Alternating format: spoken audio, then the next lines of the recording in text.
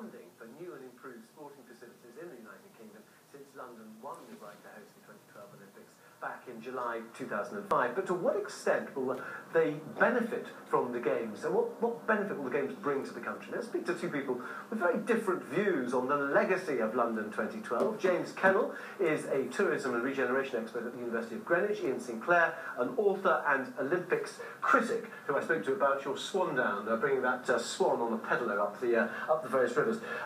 James, when you look at past Olympics and you see these white elephants, sometimes people must be saying, why on earth do we get involved? All this money's been spent, and to what effect? Well, every Olympics is different, and the Games succeed or fail based on things that happen in the cities that host them, not just the fact they have a stadium. If you look at somewhere like Barcelona, lots of their facilities have been used fantastically after the Games, but what had to happen was the economy had to pick up afterwards, and that's what we're going to see in London, is as the economy picks up, these venues will come back into use. But we're in a double-dip recession at the moment. I mean, It could be a long time, couldn't it? It could be a long time, but these are investments for 20 or 30 years. These are investments for a generation. We're not going to see an impact in the next 4 or 5 years, and we shouldn't expect to. Ian Sinclair, I'm being a bit of a Jeremiah. I mean, look at all the jobs that have been involved in creating this fantastic spectacle here. People are proud about it. It's pretty stunning. It's maybe not quite as good as the computer-generated versions we've been looking at, in which people have been brainwashed by... It's fantastic, isn't it? It's wonderful. I like the helicopters. That's what I hope they're not armed. What is your complaint, then, with what is my complaint isn't with the legacy. It's the whole idea that you can fix the legacy way in advance. And in the meantime, the locals have suffered a blitz of all kinds of inconveniences. Well, like what? I mean, the building project. Well, not the building. I mean, this was a scrappy. This is complete rubbish. This is the kind of the promo line is this was a wasteland. There was nothing there. There was a world there. There was Manor Garden allotments, which was one of the most functioning and beautiful allotments in London. There were communities in there were communities, endless communities, businesses. I worked there in the 1970s. I know what was there. It was a kind of magical wasteland of its own kind. James, you accept that? I mean, it has been sort of scorched earth, but presumably your argument would be that what's being created now will lead to more job creation and a better environment for people. Well, people have been calling for the government to spend big on infrastructure, on big new developments in a recession to create jobs, and this is exactly what we're seeing here. This is what people have been calling for. Inevitably, there are winners and losers, but you hope that the winners outnumber the losers. There are always going to be people who are dispossessed or people who feel like they've lost out when you're building an airport or a bridge or a motorway, and that's what we're seeing here, just on a very big scale. Just looking at the Olympic Village, though, isn't it tokenism to say there'll be affordable homes there? And how many people really are going to afford to go and live in the Olympic Village once the athletes move out? So, I agree with this completely. The original legacy for the Games included affordable housing, and the mayor has shifted the definition of what affordable is, and that's a tragedy. The point of the legacy of the Games is not that it's all brilliant, but that some things are good and some things are bad. London has a housing crisis. There's an opportunity here to fix some of that, and it should be taken, and people should be engaging with that, not throwing the whole baby out with the bathwater. And Ian, would you be lobbying the mayor after the Games to actually sort of change his position on that, do you think? Yes, I think necessarily so, because I think what's been happening is a vast privatisation of public space in London. Very close to where we're standing now, there are people living 13 to a room.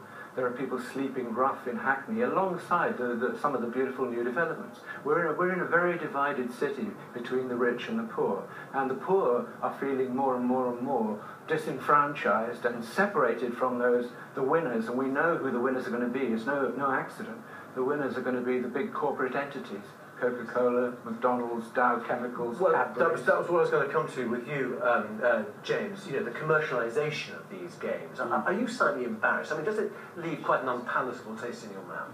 Well, the sponsors are paying for the sport. Fine, but they are dominating everything, aren't they? But only for a couple of weeks. In the big scheme of things, this is not that important. There are huge disparities in London and within areas of London, and importantly, between West and East. And a lot of what's happening here is about rebalancing that economy, bringing in new jobs, bringing in development into the East, which has been neglected for 30 years in London. And Ian, when it comes to sort of transport links and things like that, I mean, it will benefit this part of London. Well, hopefully, but as with so much else, what's coming in as being presented as new was there all along. We have a very spectacular new overground railway now, which I use a lot and admire, but it in fact just sits on top of the railway that was taken out by Mrs. Thatcher in 1986. Well, yeah, but that's another issue. Oh, we live in history. We can't ignore the patterns of the past.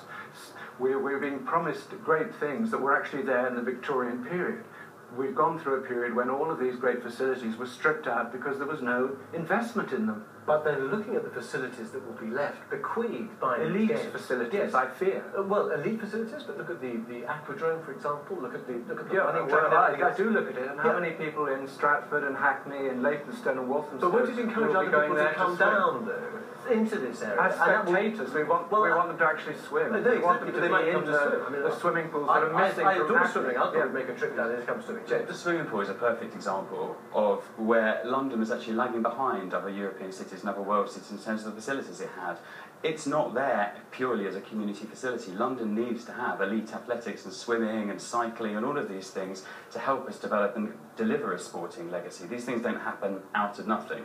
And also, Ian, I mean, what is good about something like this is that you've got a facility which is for the world's top, the best athletes in the world, which now is going to be passed on to those kids aged 8 or 9 who are thinking, do you know what, that's my local pool, and I saw XXX, win the gold there. Yeah, this is perfectly true. If we go along with the thesis that the elite is what we require, the moment of Bradley Wiggins winning the Tour de France, a fantastic kind of uplift for the nation and also for Sky.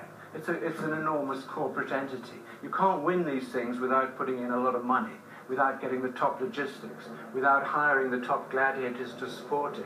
And kids will look at it and say, wow, I want a piece of that. But they won't be able to go out to the track that was there. There was a beautiful track that was used. It's vanished. They won't be able to get into this one unless they become athlete themselves. But it's not only sport that young people are getting from the games, it's opportunities, it's enhanced connectivity, the transport links, it's jobs at Westfield, which may not be the kind of jobs that we... Can I ask you, what is enhanced connectivity? Trains, improved bus lines, all of these things. I got here today by bus, it was a lot quicker than I expected it to be. And certainly quicker than your pedal. Yes, certainly quicker than the pedal. Well, on that note, we all agree, don't we? Thank you very much, Ian Sinclair and James Kennell. Thank you very much indeed for joining us in this rapidly overheating studio here, which doesn't have any air conditioning at the moment, but it has been the most beautiful day, certainly outside, but not necessarily in the sort of greenhouse effect of these studios here. But what a day, so many people, so much excitement, everyone looking ahead to Friday, the opening ceremony of the Games, which will officially be opened, of course, by the Queen, and then the Games themselves start. We'll have all the coverage, all the activity, all the reactions from now right through to the end of these Games and indeed the Paralympics as well. But for now, Joanna, back to you. See you later. Thanks very much, Tim.